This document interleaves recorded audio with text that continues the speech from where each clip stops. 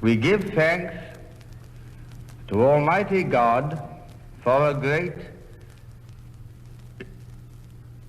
deliverance.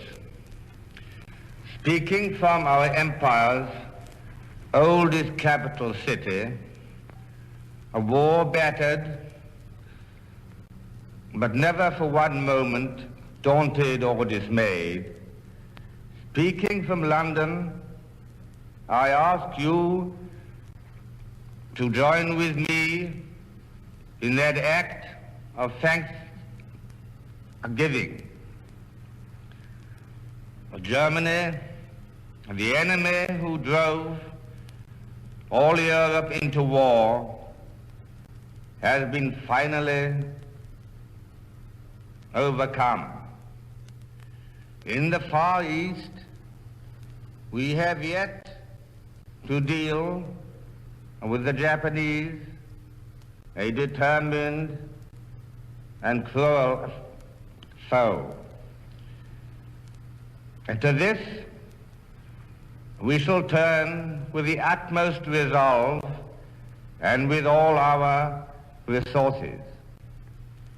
But at this hour, when the dreadful shadow of war has passed far from our hearths and homes in these islands, we may at last make one pause for thanksgiving and then turn our thoughts to the tasks all over the world which peace in Europe brings with it. And let us remember those who will not come back.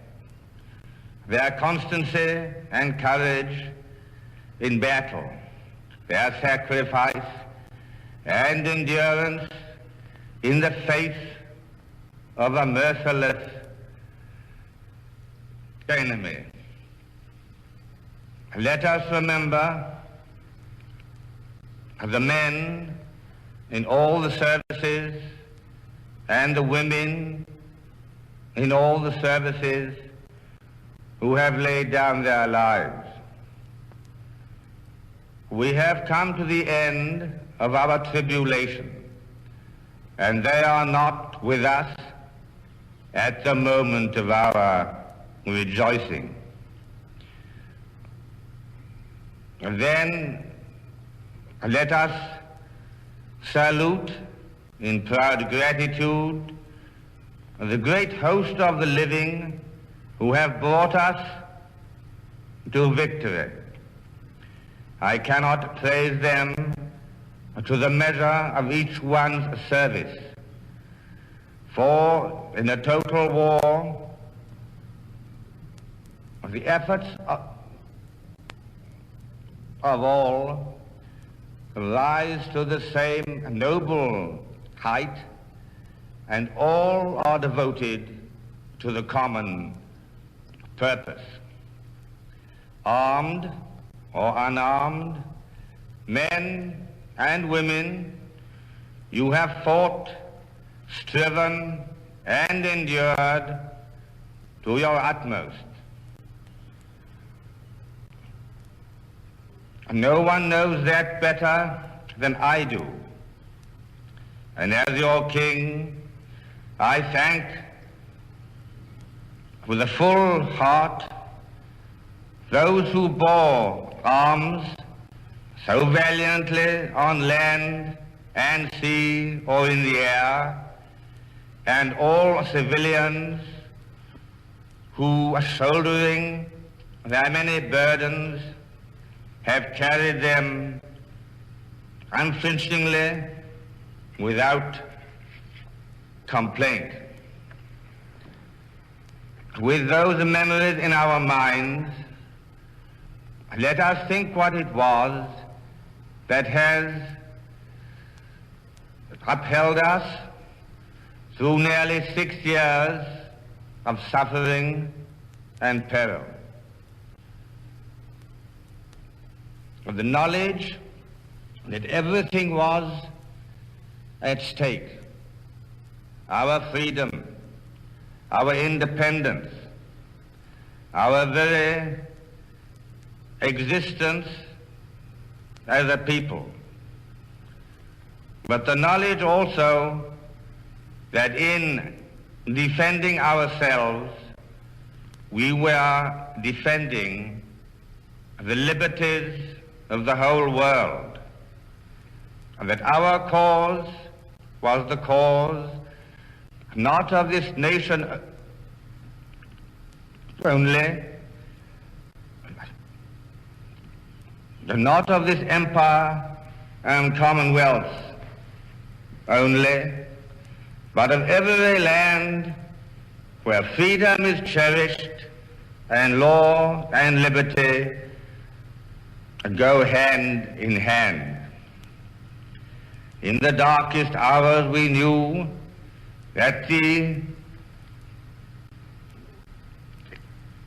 enslaved and isolated peoples of Europe looked to us. Their hopes were our hopes. Their confidence confirmed our faith. We knew that if we failed, the last remaining barrier against a worldwide tyranny would have fallen in ruins. But we did not fail. We kept faith with ourselves and with one another. We kept faith and unity with our great allies. That faith, that unity have carried us to victory through dangers which at times seemed overwhelming. So let us resolve to bring to the tasks which lie ahead the same high confidence in our mission. Much hard work awaits us both in the restoration of our own country after the ravages of war, and in helping to restore peace and sanity to a shattered world. This comes upon us at a time when we have all given of our best for 5 long years and more. Heart and brain, nerve and muscle have been directed upon the overthrow of Nazi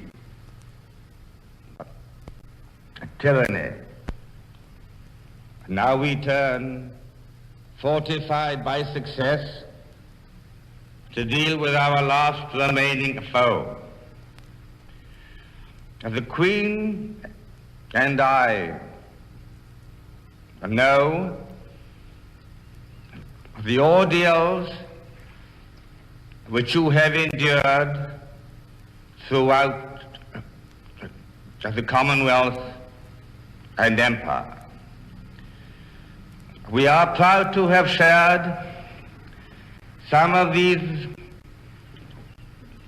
ordeals with you, and we know also that together we shall all face the future with stern resolve and prove that our reserves of willpower and vitality are inexhaustible.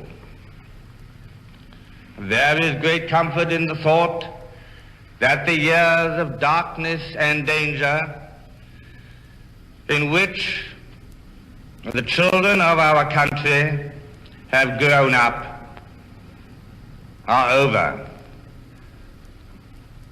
And please God,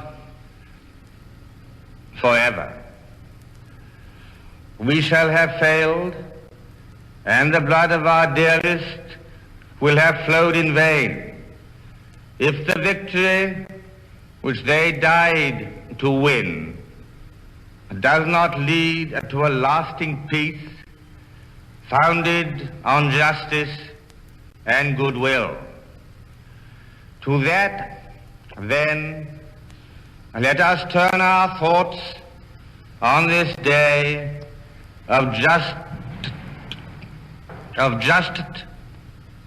triumph and proud sorrow, and then take up our work again, resolved as a people to do nothing unworthy of those who died for us, and to make the world such a world as they would have desired for their children and for ours. This is the task to which now honor binds us. In the hour of danger, we humbly committed our cause into the hand of God, and He has been our strength and shield. Let us thank Him for His mercies, and in this hour of victory, commit ourselves and our new task to the guidance of that same strong